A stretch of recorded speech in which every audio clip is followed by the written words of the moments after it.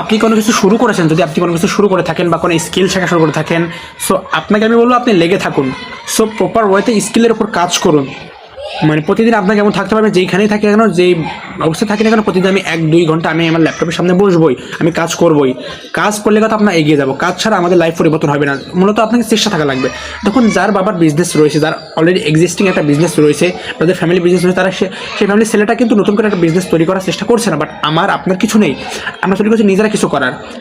আমরা চাচ্ছি নিজেরা কিছু করার, আমি চাচ্ছি নিজে কিছু করার, আমি নিজেকে বিল্ড করার চেষ্টা করছি। আর যাদের কিছু নয় তারাই দিন শেষে করার চেষ্টা করে। সো আপনার মধ্যে নিজেকে পরিবর্তন করার চেষ্টা থাকতে হবে, যে আমি আমার পরিবারের অবস্থা পরিবর্তন করতে চাই, আমি আমার নিজের অবস্থা পরিবর্তন চাই, আমি ফাইন্যান্সিয়ালি ফ্রিডম হতে চাই।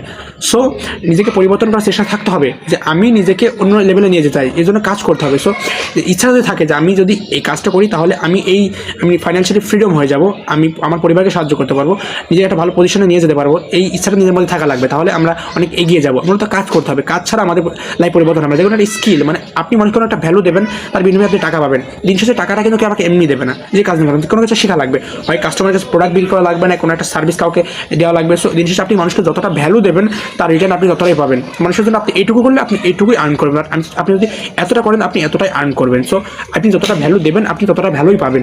সো কাজ স্কিলটাতে বেশি ফোকাস দেবেন না, লেগে থাকবেন, ছেড়ে দেবেন না। অন্যরা যেটা করছে আপনি 2 দিন পর আবার এটা যাবেন না, 6 মাস 3 মাস পর স্কিল চেঞ্জ করবেন। যেটাই করছেন হাইলি এক্সপার্ট হতে হবে, ওইটাতেই কাজ করতে হবে, লেগে থাকবেন। কোনো কিছু 1 দিনে 2 দিনে 6 মাসে হয় না।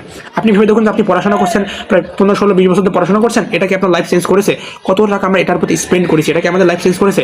সো 2-3 মাস 6 মাসে আমাদের লাইফ চেঞ্জ হবে না। চেষ্টা করবেন এর প্রতি লেগে থাকার, কাজ করার, লাইফ একটা সময় চেঞ্জ হবে। সো খুব বেশি মানুষ কিন্তু সফল হতে পারে, তারা ঠিক মতো লেগে থাকতে পারে, তারাই কিন্তু দিন শেষে সফল হয়। খুব বেশি মানুষ শেষ পর্যন্ত টিকে থাকতে পারে না। আমাদের টিকে থাকতে হবে।